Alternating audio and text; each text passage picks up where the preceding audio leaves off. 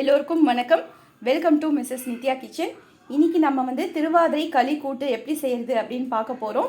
நான் வந்து திருவாதிரைக்கு முந்தின நாளே நான் வந்து களி கூட்டுக்கு நான் வந்து வறுத்து திரிச்சிக்க போகிறேன். அதாவது களிக்கு வந்து நம்ம அரிசியை வந்து வறுத்து பொடி பண்ணி வச்சுக்க போகிறோம். அதுக்கு நான் இன்னைக்கு வந்து 1 கப் அளவுக்கு 1 டம்ளர் அளவுக்கு பச்சை அரிசி எடுத்திருக்கேன்.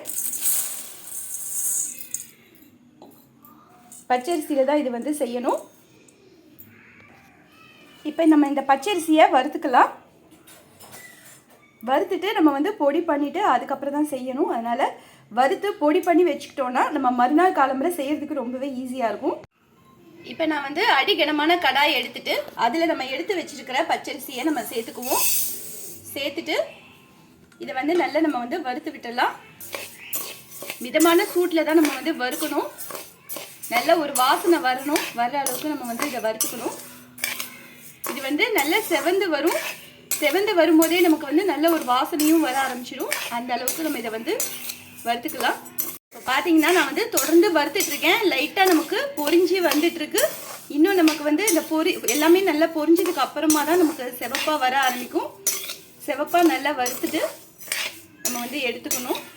அதனால் சிவப்பாக வர்ற வரைக்கும் நல்லா வறுத்துக்கலாம். இப்போ பார்த்தீங்கன்னா இப்போ நமக்கு நல்ல செவப்பாக இந்த அளவுக்கு வந்ததுக்கு அப்புறமா வாசனைக்காக ஒரு 3 ஏலக்காய் எடுத்து வச்சுருக்கேன். அதையும் நம்ம இந்த சூட்டோடையே நம்ம வந்து நல்லா வறுத்துக்குவோம். வறுத்துட்டோன்னா நமக்கு நல்ல ஒரு வாசனையை கொடுக்கும். இதோட நான் வந்து கேஸ் ஆஃப் பண்ணிடுறேன். இந்த சூட்லேயே நம்ம வந்து ஒரு 5 நிமிஷம் அப்படியே வச்சிடலாம். இப்போ பார்த்தீங்கன்னா நமக்கு ஒரு 5 நிமிஷம் ஆயிடுச்சு. நல்லா ஆற விட்டுட்டேன். இப்போ இதை வந்து ஒரு பாத்திரத்தில் நம்ம மாற்றிக்குவோம். இப்போ வந்து இதை ஒரு பாத்திரத்தில் மாற்றிட்டு இதை நல்லா அப்படியே ஆற விட்டுடுறேன். அதே கடாயில் 2 கைப்பிடி அளவுக்கு பாசி பருப்பு எடுத்திருக்கேன். அதையும் நம்ம வந்து நல்லா செவக்க வறுத்துருவோம். நம்ம அரிசி எப்படி வறுத்தோமோ அதே மாதிரி பாசி பருப்பையும் நல்ல செவப்பாக நல்ல ஒரு வாசனை வர்ற அளவுக்கு நல்ல நம்ம வந்து வறுத்து எடுத்துக்கணும். இப்போ வந்து பார்த்தீங்கன்னா பாசிப்பருப்பு வந்து நல்ல செவக்க இந்த அளவுக்கு நம்ம வறுத்து எடுத்தாச்சு. இப்போ இதையும் நம்ம வந்து அந்த பாத்திரத்தில் நம்ம மாற்றிக்குவோம். இப்போ வந்து பார்த்தீங்கன்னா நம்ம வறுத்த அரிசி வந்து நல்லா ஆறி வந்துடுச்சு. இதை வந்து நம்ம ஒரு மிக்ஸி ஜாரில் போட்டு நம்ம வந்து திரிச்சு எடுத்துக்குவோம். இப்போ வந்து பார்த்தீங்கன்னா நான் வந்து மிக்ஸி ஜாரில் சேர்த்தாச்சு. இதை வந்து குறைப்பாலாம் திரிக்கக்கூடாது, நல்ல நைஸாக திரிக்கணும். அப்போ தான் நல்லாயிருக்கும். அதனால் இதை நல்ல தண்ணினா எதுவுமே விடாமல் நல்ல நைஸாக திரிச்சு எடுத்துக்கிறேன். இப்போ வந்து பார்த்திங்கன்னா அரைச்சாச்சு. நல்ல நைஸாக இந்த அளவுக்கு நமக்கு நல்ல மையாக இருக்கணும். அப்போ தான் நம்ம களி கிண்டும் போது நமக்கு நல்லாயிருக்கும். இந்த அளவுக்கு நைஸாக அரைச்சதுக்கப்புறமா இதை வந்து ஒரு பாத்திரத்தில் போட்டுட்டு நான் வந்து மூடி வச்சுக்கிறேன். மறுநாள் காலம்பரை தான் நம்ம வந்து களி செய்ய போகிறோம். இப்போ பார்த்தீங்கன்னா நம்ம நைட்டே வந்து பாசிப்பருப்பை வறுத்து வச்சுருந்தோம். அதை வந்து நான் ஒரு தடவை வாஷ் பண்ணிவிட்டு தண்ணி விட்டு வச்சுருக்கேன். இப்போ இதை வந்து வேக வச்சுக்க போகிறோம். பக்கத்துலேயே வந்து பார்த்திங்கன்னா துவரம்பருப்பு 2 கை அளவுக்கு எடுத்திருக்கேன். அதையும் நல்லா வாஷ் பண்ணிவிட்டு நான் தண்ணி விட்டு வச்சுருக்கேன். இது ரெண்டுத்தையுமே நம்ம வந்து தனித்தனியாக நம்ம வந்து வேக வச்சுக்க போகிறேன். இதுக்கு அடுத்ததாக வந்து பார்த்திங்கன்னா களி பண்ணிவிடுவோம். அதுக்கு நான் வந்து வெல்லம் எடுத்திருக்கேன். 1 டம்ளர் அளவுக்கு நம்ம வந்து பச்சரிசி எடுத்தோம். அதே டம்ளரால் 1 டம்ளர் அளவுக்கு கோபுரம் அளவுக்கு நான் வந்து வெல்லம் பொடிச்சு எடுத்து வச்சுருக்கேன். இப்போ இதை வந்து நம்ம வந்து கடாயில் சேர்த்துக்குவோம். சேர்த்துட்டு அதே டம்ளரால் ஒரு 1/2 டம்ளர் அளவுக்கு தண்ணி சேர்த்துக்கிறேன். இப்போ நான் வந்து கேஸ் ஆன் பண்ணிவிட்டு இதை வந்து நல்லா கொதிக்க வச்சுட்டு கட்டியெல்லாம் நமக்கு நல்லா கரையணும். கரைஞ்சிட்டு அதுக்கப்புறம் நம்ம வந்து வடிகட்டிக்க போகிறோம். அதனால் நல்லா கொதிக்க விட்டுடுவோம். இப்போ நான் வந்து மிக்ஸி ஜார் எடுத்துகிட்டு அதில் ஒரு 4-5 துண்டு அளவுக்கு தேங்காய் எடுத்துகிட்டு பொடிசாக நான் வந்து கட் பண்ணி வச்சுருக்கேன். அதை வந்து ஜாரில் சேர்த்துட்டு தண்ணி எதுவும் விடாமல் இதை வந்து நம்ம நல்லா நைஸாக நம்ம வந்து அரைச்சிக்க போகிறோம். இப்போ வந்து பார்த்திங்கன்னா நமக்கு வந்து வெல்லம் வந்து நல்லா கரைஞ்சி இந்த அளவுக்கு வந்திருக்கு. இப்போ இதை வந்து நம்ம வடிகட்டிக்கலாம். வடிகட்டிட்டு அதுக்கப்புறம் தான் நம்ம வந்து யூஸ் பண்ணிக்க போகிறோம். அதனால் ஒரு ஃபில்டரில் நான் இதை வந்து வடிகட்டிடுறேன். இப்போ வந்து பார்த்திங்கன்னா நல்ல வடிகட்டி நான் வந்து எடுத்து இந்த அளவுக்கு எடுத்து வச்சாச்சு. இப்போ அடிகனமான கடாய் வச்சுட்டு அதில் ஒரு 2 ஸ்பூன் அளவுக்கு நெய் விட்டுக்கிறேன். நான் வந்து ஒரு 10 முந்திரி பருப்பு 10லேருந்து 12 முந்திரி பருப்பு வரைக்கும் எடுத்திருக்கேன். எடுத்துட்டு பொடிசாக நான் உடச்சி வச்சுருக்கேன். அதையும் இதோட சேர்த்துருவோம். சேர்த்துட்டு இந்த நெய்லியே நல்லா செவக்க நம்ம வந்து வறுத்துக்கலாம். இப்போ நமக்கு முந்திரி பருப்பும் நல்லா நமக்கு வறுத்தாச்சு. இதை வந்து ஒரு பிளேட்டில் எடுத்துக்கிறேன். இப்போ அதே நெய்லியே நான் வந்து ஒரு 3 டம்ளர் அளவுக்கு தண்ணி எடுத்துக்கிறேன். மொத்தமாக 3 டம்ளர் அளவுக்கு நான் வந்து தண்ணி எடுத்துக்கிறேன். ஏன்னா 1 டம்ளர் அளவுக்கு நம்ம அரிசி எடுத்துருக்கோம், 1 டம்ளர் அளவுக்கு வெல்லம் எடுத்துருக்கோம். அது இந்த அரிசி வேகிறதுக்கு கண்டிப்பாக நமக்கு 3 டம்ளர் தண்ணி அளவு எடுத்தோன்னா நமக்கு வந்து நல்ல வெந்து அளவு வந்து கரெக்டாக இருக்கும். தேங்காய் வந்து பார்த்திங்கன்னா நல்லா நைஸாக நமக்கு வந்து இந்த அளவுக்கு நல்லா அரைப்பட்டு இருக்கணும். நமக்கு அந்த களியோடு நல்ல நமக்கு வந்து அப்போ தான் நமக்கு நல்ல பைண்டிங் ஆகும். இப்போ இந்த தேங்காயும் நம்ம வந்து இந்த தண்ணியிலேயே நம்ம வந்து போட்டுடுவோம். இப்போ நம்ம வந்து அரைச்ச தேங்காயும் நான் அதில் போட்டாச்சு. மிக்ஸி ஜாரில் கொஞ்சமாக தண்ணி விட்டுட்டு அதையும் நான் வந்து இதில் விட்டுருக்கேன். இது வந்து நல்ல ஒரு கொதி வரட்டும். கொதி வந்தோடனே நம்ம திரிச்சு வச்சுருக்கிற அரிசியை போட்டுக்கலாம். இப்போ வந்து பார்த்திங்கன்னா நமக்கு நல்லா கொதி வர ஆரம்பிச்சிருச்சு. இந்த சமயத்தில் நம்ம எடுத்து வச்சுருக்கிற வெல்ல கரைசலை வந்து நான் இதில் விட்டுக்கிறேன்.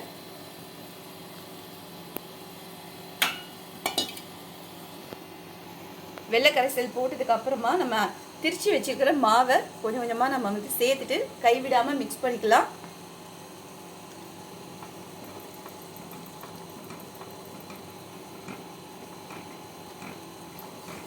இது வந்து பார்த்திங்கன்னா லைட்டாக நமக்கு கட்டிப்பட ஆரம்பிக்கும். கைவிடாமல் நம்ம வந்து ஃபஸ்ட்டு மிக்ஸ் பண்ணி விட்டுடுவோம். இப்போ நான் வந்து கேஸை வந்து ஃபுல்லாக கம்மி பண்ணி வச்சுட்டு கைவிடாமல் இந்த மாதிரி நான் வந்து கிளறிக்கிறேன். அப்போ தான் நமக்கு கட்டி எல்லாம் போயிட்டு ஒன்று போல் நமக்கு வரும்.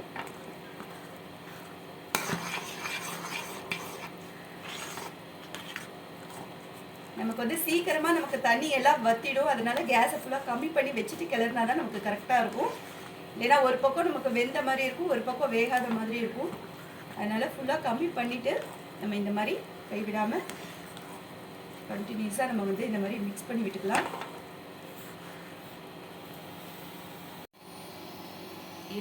இப்போ வந்து பார்த்திங்கன்னா நல்லா ஒன்று போல் மிக்ஸ் பண்ணி விட்டாச்சு. இந்த சமயத்தில் நம்ம வந்து ஒரு 2 ஸ்பூன் அளவுக்கு நெய் சேர்த்துக்கலாம். நெய் சேர்த்ததுக்கு அப்புறமா நல்லா நம்ம வந்து ஒன்று போல் கலந்து விட்டுருவோம்.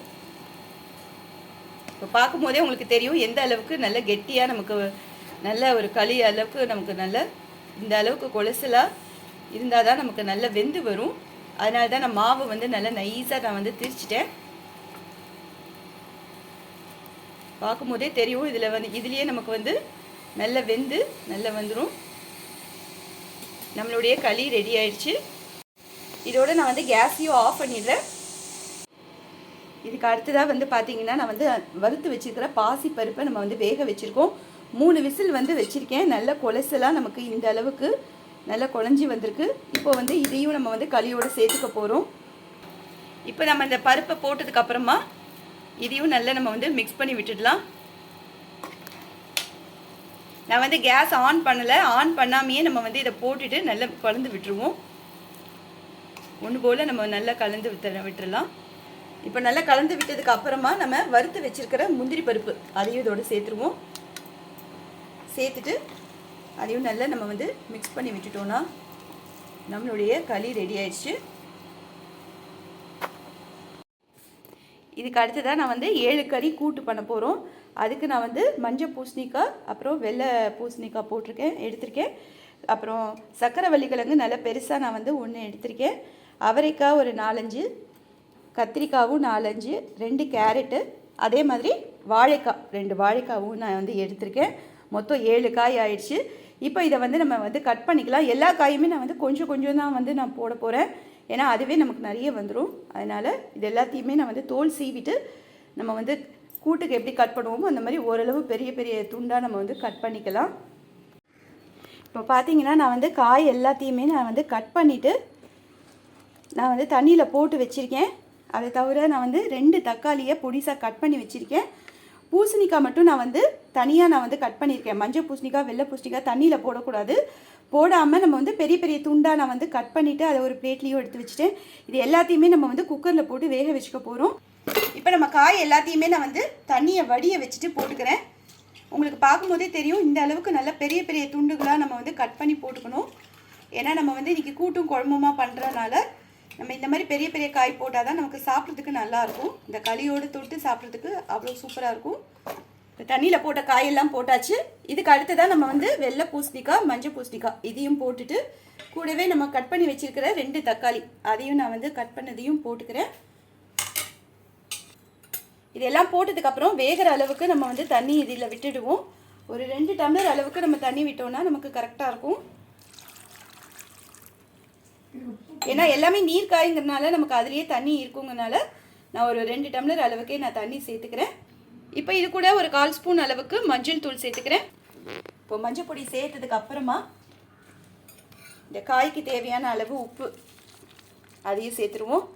நான் வந்து ரொம்பவே குறைவாக தான் சேர்த்துருக்கேன். இப்போ இதை வந்து நம்ம மூடிட்டு வெயிட் போட்டுட்டு ஒரு விசில் வச்சு நம்ம வந்து எடுத்துக்குவோம். ஏன்னா காய்கறினா ரொம்பவும் வெந்துடும். ஒரு விசில் வச்சோன்னா நமக்கு கரெக்டாக இருக்கும். இப்போ நான் வந்து குக்கர் மூடிட்டு விசிலும் போட்டாச்சு. ஒரு விசில் வந்துட்டு நம்ம ஆஃப் பண்ணிக்கலாம். 7 கறி கூட்டுக்கு நம்ம வந்து வறுத்து அரைக்க வேண்டிய ஐட்டம் என்னென்ன அப்படிங்கிறதையும் பார்த்துருவோம். நான் வந்து மிளகா வத்தல் எடுத்திருக்கேன். ஒரு 8 மிளகா வத்தல் வரைக்கும் எடுத்திருக்கேன். ஒரு கைப்பிடி அளவுக்கு தனியா, அதாவது கொத்தமல்லி விதை, ஒரு கைப்பிடி அளவுக்கு கடலைப்பருப்பு, ஒரு 4 ஸ்பூன் அளவுக்கு நான் வந்து பச்சை அரிசி எடுத்திருக்கேன். இது எல்லாத்தையுமே நம்ம வந்து வறுத்துக்க போகிறோம். இப்போ நம்ம எண்ணெய் வந்து கடாய் வச்சுட்டு அதில் ஒரு 3 ஸ்பூன் அளவுக்கு எண்ணெய் விட்டுருக்கேன். இந்த எண்ணெயில் நம்ம வறுக்க வேண்டிய ஐட்டம் எல்லாத்தையும் மொத்தமாகவே நம்ம வந்து சேர்த்துருவோம். இப்போ எல்லாத்தையும் போட்டுட்டு நல்லா வாசனை வர்ற அளவுக்கு நல்லா வறுத்துக்குவோம். இது எல்லாமே பார்த்தீங்கன்னா நல்லா நமக்கு செவந்து வரணும். அரிசி, அப்புறம் நம்ம போட்ட பருப்பு, தனியா எல்லாமே நமக்கு நல்ல சிவப்பாக வர்ற வரைக்கும் நல்லா வறுத்துக்குவோம். செவந்துருச்சு. இதை ஒரு பிளேட்டில் எடுத்துக்கிறேன். மற்றது எல்லாமே நல்லா நமக்கு செவந்து வரணும். அப்புறம் மிளகா வத்தல் கரிஞ்சு போயிடும். அதனால மிளகா வத்தலை மட்டும் தனியாக ஒரு பிளேட்டில் நம்ம வந்து எடுத்துருவோம். இப்போ வந்து பார்த்தீங்கன்னா நல்லா நமக்கு செவந்து வந்துருச்சு. 4 கருவேப்பிலையும் இதோட சேர்த்துக்கிறேன். சேர்த்துட்டு இதையும் நல்லா வறுத்துக்கலாம். இதையும் நல்லா பொரிய விட்டுடுவோம். இதோட நான் கேஸையும் ஆஃப் பண்ணிடுறேன். இந்த சூட்லேயே நமக்கு நல்லா பொரிஞ்சு வந்துடும். இப்போ வந்து பார்த்தீங்கன்னா நம்ம வறுத்தது எல்லாத்தையுமே நான் வந்து பிளேட்டில் போட்டாச்சு. நல்லா ஆறி வந்துட்டுருக்கு. இது கூட ஒரு 4-5 துண்டு அளவுக்கு தேங்காய் எடுத்துகிட்டு அதையும் நான் பொடிசாக ரஃபாக நான் வந்து கட் பண்ணி வச்சுருக்கேன். இப்போ இது எல்லாத்தையும் மிக்ஸி ஜாரில் போட்டு நம்ம வந்து அரைச்சிக்க போகிறோம். இப்போ நான் எல்லாத்தையும் மிக்ஸி ஜாரில் போட்டாச்சு. இப்போ இதை ஃபஸ்ட்டு நான் கொரப்பாக அரைச்சிட்டு அதுக்கப்புறமா தண்ணி விட்டு நல்லா நைஸாக நம்ம வந்து அரைச்சிடுவோம். ஏன்னா தேங்காய்னா போட்டிருக்கனால அதனால் நல்லா நமக்கு நைஸாக வரணும். அதனால் ஃபஸ்ட்டு பல்ஸ் மோடில் வச்சுட்டு ஒரு திருப்பிட்டு அதுக்கப்புறம் நைஸாக அரைச்சிக்கலாம். இப்போ வந்து பார்த்தீங்கன்னா நான் வந்து ஒரு விசில் வந்துட்டு ஆஃப் பண்ணியிருக்கேன். இப்போ பார்த்தீங்கன்னா நல்லா வந்துருச்சு. ஒரு விசில்லையே நமக்கு எல்லா காயும் நல்லா வெந்துருச்சு. இதுலேயே நம்ம வந்து புளி தண்ணியும் சேர்த்துக்கலாம். பெரிய எலுமிச்சைப்பழ சைஸில் நான் வந்து புளி எடுத்துட்டு அதை 2-3 தடவையாக கரைச்சி வச்சுருக்கேன். அதையும் இதில் விட்டுடுவோம்.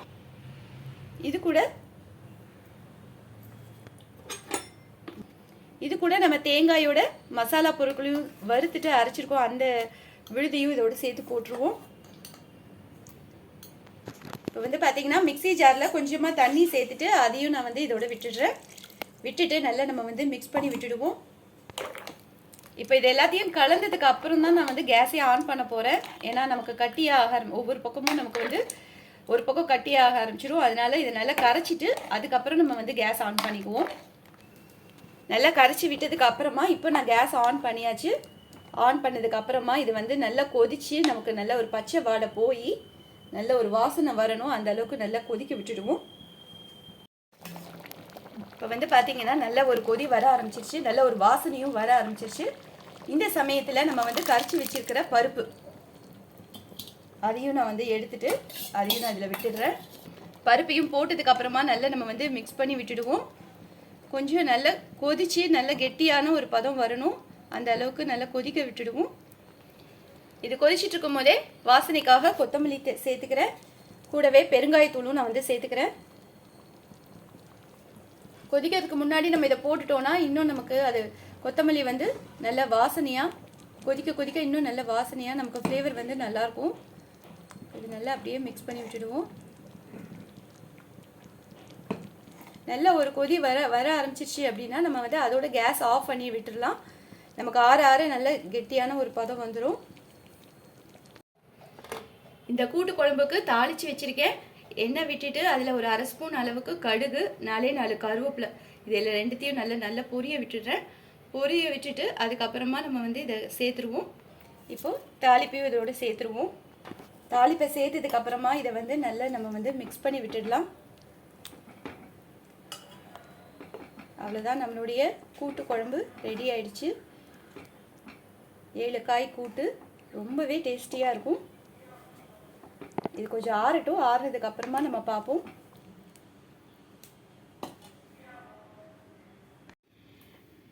நம்மளுடைய திருவாதிரை களி 7 காய் கூட்டு ரெண்டுமே ரெடி ஆயிடுச்சு. நான் வந்து ஒரு பாத்திரத்துலையும் எடுத்து வச்சாச்சு. ரொம்ப ரொம்ப டேஸ்ட்டாக இருக்கும். உங்களுக்கு இந்த நான் செஞ்ச களி கூட்டு எந்த அளவுக்கு பிடிச்சிருந்தது அப்படிங்கிறத மறக்காமல் கமெண்ட்டில் சொல்லுங்கள்.